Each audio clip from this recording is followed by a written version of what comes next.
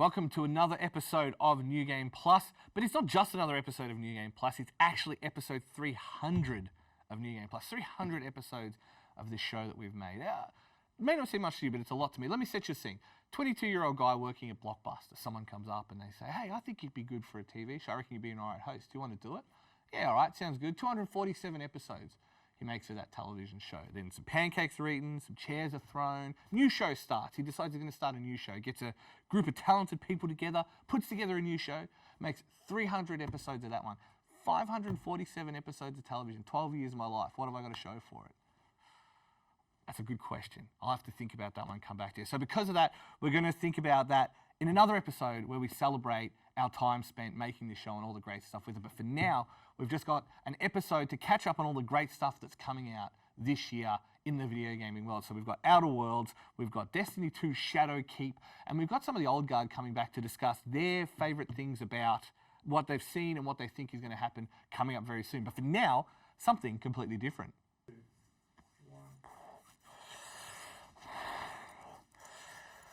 Whew, just trying to warm up by the fireplace.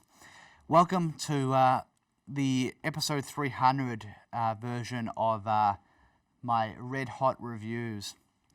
Now, 300 is a time of reflection. It's a time to look back at our past. Now, when I was doing the daily movie reviews on our Facebook page, and then before then, often I got sort of asked, what are my favorite movies? I guess whenever you speak to someone who watches a lot of movies, that's something people are always curious about.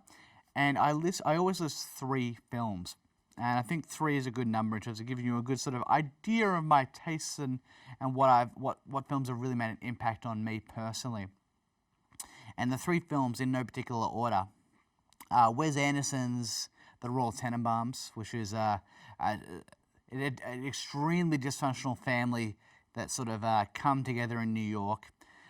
We have Martin McDonagh's debut feature, his first film, which was In Bruges, which is sort of a buddy comedy about 2 Irish hitmen who were sent to the Belgium town of Bruges after a job that goes bad. And third, you had Paul Verhoeven's space war and war epic satire, Starship Troopers. All 3 are phenomenal films that feature great acting, and I say that more about Royal Tenenbaums than In Bruges, to be honest. But all 3 are fantastic. I've seen them all multiple times, probably at least 5 or 6 times each, and every viewing there's something new I enjoy. There's an old joke that I remember and enjoy all over again. And I highly recommend all 3 of them. And all 3 filmmakers have all done great films as well. So you know, check out Martin McDonagh's 3 Billboards. You check out Wes Anderson's like Moonrise Kingdom, and Ethan Verhoeven's Showgirls is an experience, if nothing else. Now, it's a joyous day in the video game world. Obsidian are back, and they've brought us it's a first-person this time, action RPG, similar to like Fallout New Vegas. And how excited is the world with Outer Worlds? And it ticks all those boxes. It ticks every box that you could imagine that you would want from an Obsidian game. It has the conversational quests with the different factions. It has the moral choices that have these overarching effects on the universe in general. It has, it's basically like Fallout gunplay, but they kind of got rid of VATS and put in their own slow-mo thing. Doesn't matter. It still works exactly the same. Well, not exactly the same, but it works well enough to do the job. But I guess the main thing is, does it really reach those heights of Fallout New Vegas? I mean, Obsidian are a company that, if nothing else, you could always be guaranteed that the writing was going to be up to snuff, even if, you couldn't actually play Alpha Protocol because it was that broken a game. So there was at least something you could rely on to carry you through. And this has always been the Obsidian kind of curse, in that, I don't think it necessarily fit what Bethesda were trying to do with Fallout, and hence why they copped a lot of flack for the release of New Vegas. Yeah, it was broken, yeah, it was buggy, no more than a Bethesda game, let's be real. But I mean, half the dialogue of Caesar's Legion alone is worth playing that game for. So, does Outer Worlds scratch those itches? Well, it does, but it doesn't kind of do the job. It's like getting a massage and they go, nah, screw it, we're not going to do your actual neck. It's like, well, this sucks. Why did I show up to this? Because all of those elements are there in basically the way you would expect them to be there from an Obsidian game. But it just, you get to the end, and the overwhelming feeling for me was, this was a proof of concept. It really was them saying, here is the new world we want to establish. We want to basically break off our ties with Fallout. You know that that's what we did that part of our life is over. Here's a similar thing that we can do in our own engine, in our own time, and we've wrapped it up in this neat little package for you. There's less wandering, there's less this, there's less that. But it just, at some point, as much as it was nice and as much as it did tick all those boxes for me, I just got left wanting a little bit more. It just didn't feel like there was enough meat on the bones. But it does leave it nice and open for universe expansion and DLC. Speaking of expanding, let's expand this conversation out to speak to two other people. Hope and Seamus, thank you very much for joining me to discuss the Outer Worlds. Now, I mean, you've got a pretty good idea that I'm an Obsidian fanboy from that. Are you at least enjoying the game as much as I am, or do you understand where I'm coming from? Where it ticks the boxes, but it just doesn't scratch the itch. I think I agree with you pretty completely, to be honest. I felt that it feels like Obsidian said to all their fans, "What would you like in a game?" And their fans told them the answers, and Obsidian made exactly that and only that. And that's fine, and it's still fun and good, but it's not surprising or particularly interesting, and I don't have that sense of wonder that I like to experience in a good, meaty RPG.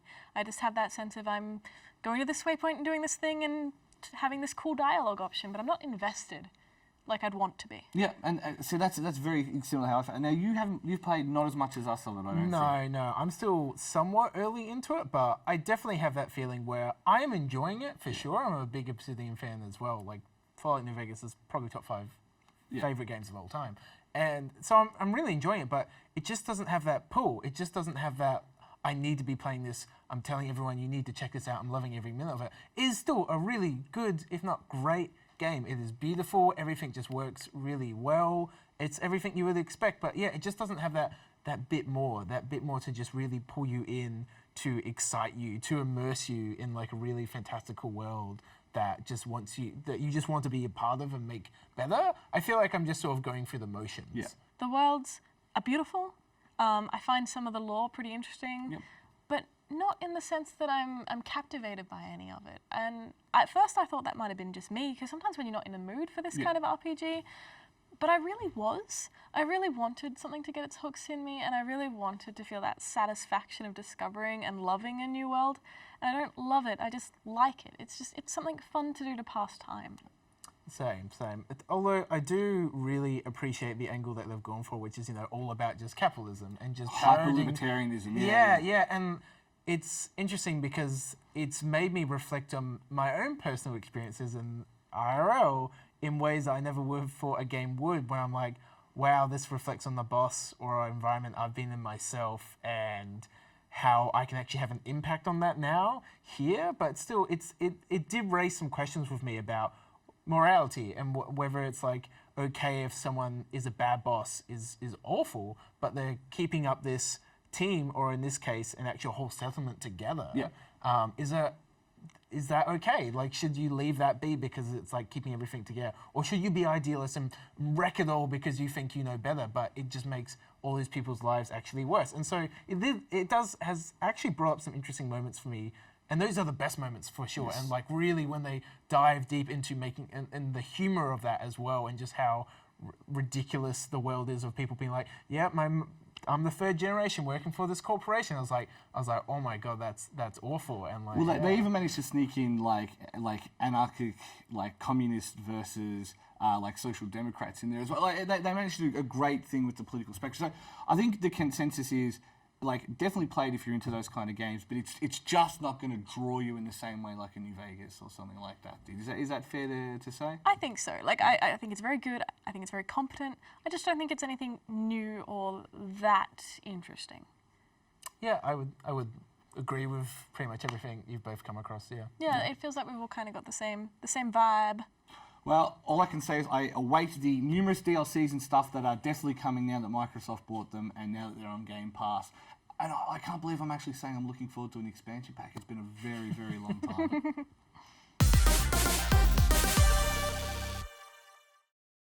Well, it is 300, and I figured I'd get two of the oldest heads who joined me at the start of New Game Plus many, many moons ago, Donald and Jamie, to discuss kind of what we've seen in the industry and what we expect to see. What's wrong? You're an old head.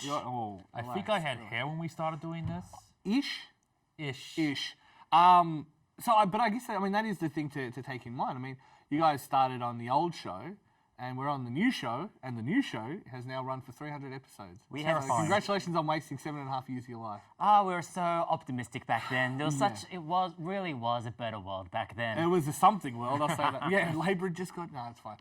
Won't make it, no, Jamie's not here, I won't make it a political podcast. But I guess the big thing that I wanted to get you guys into is to kind of discuss the things that we've seen happen in these past 7.5 years. Because keep in mind that we've basically seen a full generation. Like when we started, one of the first things that we did and we got a lot of esteem for was getting the Xbox One early. We got it like 3 weeks early. It was one of our biggest live streams. And we basically live streamed it for 200 hours nearly, something ludicrous. You played a lot of the Zoo game that came out at launch. We made poor Shaney play a lot of Loco Cycle and Zoo Tycoon. Why would you do that It to was him? brutal. That would explain so much of what's looking happened back, to him. if I'm ever sent to hell, that's what it's for. But I guess we have seen the rise and fall of Xbox, because keep in mind 360 was kicking a lot of goals, and then PlayStation 3 kind of came back at the end with PlayStation Plus and all these things, and then Matric happened.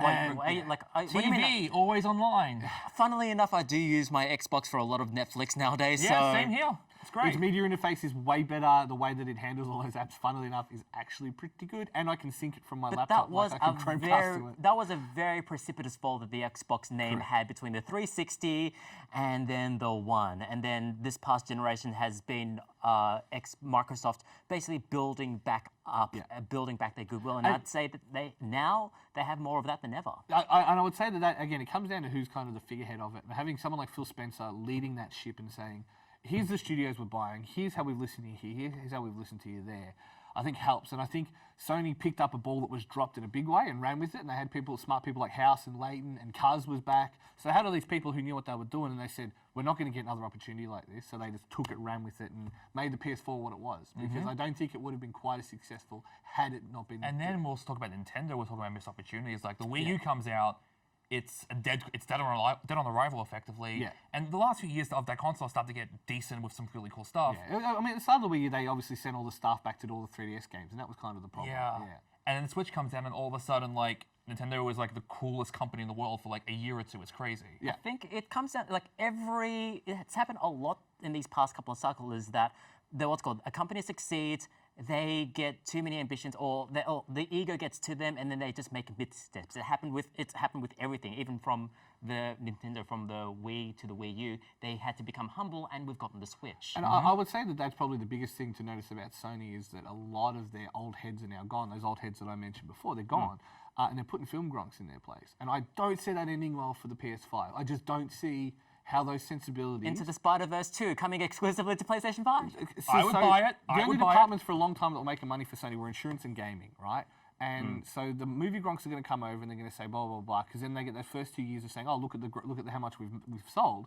But Sony have only made 2 good movies in the last 10 years. But hey, they make the prestige games now. Everybody loves kind of the big Sony third-person action game that they can't stop making, but everybody loves them. They just keep making the same goddamn thing. I'm glad that because it's true. And that's why I'm less excited for Last of Us than I really want to be, which makes me sad. But it's more than just that generation. Like, we've also seen the rise of streaming, which I think has kind of been we've touched upon it briefly. Yeah, I think it's more than just necessarily the rise of streaming. I think it's the rise of the way people consume that direct media. Do you know what I mean? So people can talk directly to their audiences, for better or worse. They can talk directly to their audiences, and it's led to the rise of streaming as that kind of next platform, but that's now too oversaturated. YouTube's given up on gaming. When I say given up, if you're not a big name in beforehand, you've got no chance now. It's got the opposite problem to TV, where instead of being over-curated, it's under-curated. Do you know what I mean? Like, well, I'd still argue that actually they're curating a little bit too hard now, because it's so hard to get onto the side feed anyway. The last one that really has probably the most noticeable shift since we've started doing this is the acceptance of not only microtransactions, but loot boxing and kind of free to play, and the way we actually pay for games. Because gaming at its core has always had that commercial element under it, and then it was really whaley for a while, like it was really gambly for a while, and it's still pretty bad. but it's It's still getting not as called bad as out. it was. It's getting way more called out than it ever has been. Yeah, like when even governments are calling out loot boxes, Yeah. then yeah. Well, that was the Then they- Belgian government was one Yep. that And then outlawed it. several other governments following, Yeah, including yeah. the US government, I believe the Holland wasn't it as well? The Netherlands. If Netherlands, So yeah. if you switch your Steam account to Netherlands, you can get fully. I can't remember what the thing. Oh no, you get to see the odds, isn't it, or something like that? They just instituted a new thing as well. But that's basically going to be the way that the loot boxing shakes out. Is that Yeah. you just have the odds this close. We solved it. Yeah. Yeah, so because that won't, of course, because problem gamblers won't look at it and go, oh, but I've got like a 0.6% chance to get this one, not a 0.3% chance to get. No, yeah, that's still gonna happen. But aside from that, though, like the way that we get additional content for games, like it used to be you pay for the DLC pack or you pay EA $10 and get the character day one. But nowadays, that stuff Season almost party. comes free Yeah. with new in-game seasons, and that the way that they monetize And is Acti- with battle passes. Acti were the nowadays. first ones to do that. They had that you get up to the last season pass for this, and then it continues on. From Like we there also kind of talk thing. about free-to-play gaming as well. Like I love the fact that free-to-play gaming is now in the state where it's like it's not a dirty word anymore. Like Yeah. I can go play games like Path of Exile, or Warframe, Fortnite, Even- Fortnite, even Destiny, Fighters? Destiny Yeah. 2. Like it's like there are like it's not a dirty word anymore. Yeah. Like they're all good games in their own right. And it's it's crazy. Yeah, indeed. All these changes are kind of like there is one game that kind of encompasses them all: Fortnite. So, if you want to see what's happened in the past 8-9 years of gaming, you just look at Fortnite. I was going to say, we've got 30 seconds left. What do you reckon is probably the big thing you're expecting to see coming into the future? Crossplay. Everything has to be like crossplay, cross-save now because Sony have finally said, hey, we're actually supporting this now. No excuses now. You have to please do it. It'd be so much. It'd be great. Yep. Game ownership is going to change fundamentally, just with the success of Xbox Game Pass. PlayStation is going to emulate that. Streaming. Then we've got streaming. It's basically you're paying X dollars for a game at retail isn't going to be the norm, I reckon. Fair enough. And on that, I'll say mine is, of course, the oncoming death of the PlayStation 5. I really, really think it's going to struggle in the new world.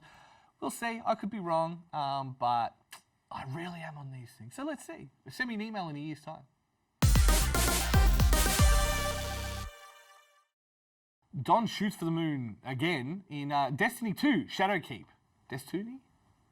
It is now just over a month since the launch of Shadowkeep, the latest big expansion for Destiny 2.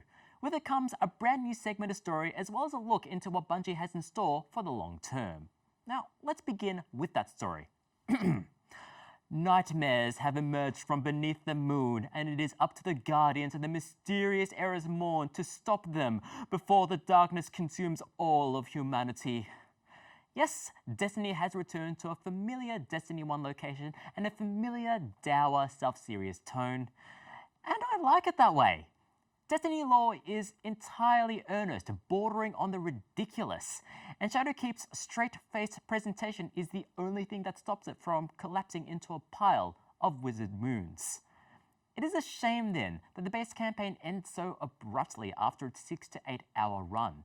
It feels like the end of a first act rather than a full conclusion. And this is emblematic of Bungie's vision for Destiny as a capital G, capital S, game as a service. We'll have to keep coming back to this over the coming season and year to see the full story as it's drip-fed to us through new activities. And so far, we've seen a new raid and a new dungeon. In a way, it's the next logical step for episodic storytelling. It's still too early to say whether this approach to narrative will pay off, but if you're coming into Shadowkeep with fresh eyes, don't expect a complete and satisfying story. Yet. The other thing that will keep me coming back to Shadowkeep is the seasonal content. The major new activity for the current season is the Vex Offensive, a 6-player PvE arena activity featuring the game's cybernetic war machines. Unfortunately, this marquee mode is lacking in variety. You are completing the exact same waves in the exact same environment every time. Yet, it has the best powerful drops, so you'll have to go through the motions again and again and again. Maybe the upcoming final assault will make it all worth it, but I'm not holding my breath. Shadowkeep also brings an array of back-end changes to make the weekly grind feel a little bit better. The new Armor 2.0 system allows you to more deeply customize your character build, and it's a welcome addition to the Destiny endgame. There are also smaller changes to make the grind more satisfying, such as an increase in the activities that will yield powerful gear, as well as the industry standard Battle Pass, complete with free and paid tiers offering varying rewards. This is all supposed to be a new age for Destiny, but so far, in its first month, the biggest changes have taken place behind the scenes and under the hood. The few outward-facing changes have either been minor quality of life improvements or mild stumbles like the drawn-out narrative or the Vex offensive. Despite these, it's clear that Bungie is playing the long game with Destiny 2, and I am cautiously optimistic for what the future brings for this game. Well, Don covered off a fair bit of it there, but I figured I'd bring him and Jamie back in just to discuss the idea of jumping, it's similar to the jump on the Caboose segment, but I guess for Destiny, because it is a little bit different to, say, a Final Fantasy, where you expect that ongoing, MMOs have that established formula of ongoing content. And Destiny is basically gone full MMO with its ongoing content. But more interestingly, with this third year of Destiny 2, is that it's changed business model entirely. So instead of buying into the base game and then buying the big expansions on top of that, they've given out the first year of the game for free. So for exactly nothing, you can you get the base campaign from year one as well as a pair of the expansion packs. And so I guess they really are just going to that games as a service. And like we Yes. mentioned a fair bit recently as well, it seems that is the way everyone's trying to do it, for better or worse. You know what I Indeed, mean? if anything, Destiny was the originator of that, since they were doing this all the way back in 2014. Yeah, 15. Borderlands was what the first kind of looter shooter to do that in any meaningful way. But yeah, you're right. Destiny was the first one to do that, and to do ongoing grind, and to do ongoing games as a service kind of thing. And I mean, you played Destiny 1 a fair bit as well. Yeah, we did the review back in the day. Yeah, so, I mean, how do you think it stacks up compared to, say, a Destiny 1? Like, is it even worth playing Destiny 1 at this point? No, God, I mean, no. like, as a throwback, sure. As in, like, and you'd still have a community that still plays Destiny 1 to this day, but especially with the barrier to entry being relatively low for Destiny 2, then it's where the people Yeah, are. I mean, like, I think that's kind of the big thing. The fact that it is, like, you get a sizable, like, Dom was saying you get, like, the vanilla campaign plus the first two expansions. Like, that's not a small bit of content. That's a sizable, like, what, 10, 15 hours, maybe 20 at that point? Plus, not to mention everything else around so the there's- grind to get you up to the light count. There is stuff for you to do, and the nice thing is, like, you can just dive into that whenever you want. So once you kind of get past kind of the initial onboarding, like, you can go do any of the story in any order. Like, you can go buy Shadowkeep right now if you really wanted to. You can go buy Forsaken and experience, like, the big spoiler that happens in that and have the game kind of thrown for you a little bit. But the fact is, you can just dive right in whenever you want now. It's kind of crazy. Although, with having said that, I kind of fear for the person who just goes in completely blind and they just suddenly get overwhelmed with choice of what to do, because the game's onboarding for a new player isn't exactly streamlined. You essentially get introduced to every single possible concept that the game has. And the weirdest part is, like, the best thing that you can do with the new light package is to play that vanilla campaign, the Red Dawn. It's kind of hidden away in a sub-menu somewhere. So if you It's not even a sub. You have to find it in a location. Yeah. Like, I didn't know about it until someone told me on Twitter how to do it. It's like, wait, what? Really? Yeah, and that's what I would recommend if any of this Destiny talk does interest you, or you especially, is to play through the Red Wall campaign and then go from there, because that at least gives you a cohesive campaign. It introduces you to the world, the characters, the concepts, and the grind. Because I guess that is the thing. I guess when it's at its core, it is still loot shooter Halo game as a service. Yeah. Let's be real. And now that they're off the Activision leash, the model has changed. Like you've mentioned, it's specifically not the same as it was, but it's still loot shoot Halo. Like, let's be real. And it is one of the best. Yeah, like, loot it's shooters out there. still great to play. Like, the actual shooting is still great. Like, they've added finishes now, which is just like you can just run up and punch a guy and it feels fantastic. It's cool. Like, it's still just so much fun to play. Yeah, so like I don't think we're going to quite convince you, Jason, but at least know that those of us that are playing Destiny are having a decent time with it. Yeah. Well, that's nice to know. That is very nice to know. Look, Thank you either guys. that or we play Borderlands. I'd rather play Destiny at this point. Don't bring up the B word in here. That's rude. But on that note, thank you, gentlemen. And I guess I've got a little bit of time. I've got a bit of time now. It is episode 300, and we haven't ignored that fact. But I've been very sick. I've had a lot of stuff going on, so we haven't had a chance to plan it as well as we wanted to. But I'm very glad that I did have to have two of the old guard on to the set, and to anyone who's helped us along the way and who's been there for us. We thank you for being there and being a part of this silly little experiment that I started many years ago and probably should have dropped, but didn't, and kept going until episode 300. So if you are watching this and you do see anything, like, I'm glad that you were part of what we did and what we are. And if you're watching this, TV on newgameplus.tv, on our YouTube, on our Twitch, on our whatever format you're watching this on, thank you for watching us, and we hope you enjoy. Plenty of cool stuff to come in the next year. We are going to do one more episode to celebrate this a little bit more and try and get some of those old heads back. So keep your eyes peeled. It'll come out in the next week or two. But for now, I guess, thank you most of all for watching. Thank you for being part of our community. Thank you for being part of this silly little ride that we've done. We ain't going anywhere, and we'll see you guys very soon.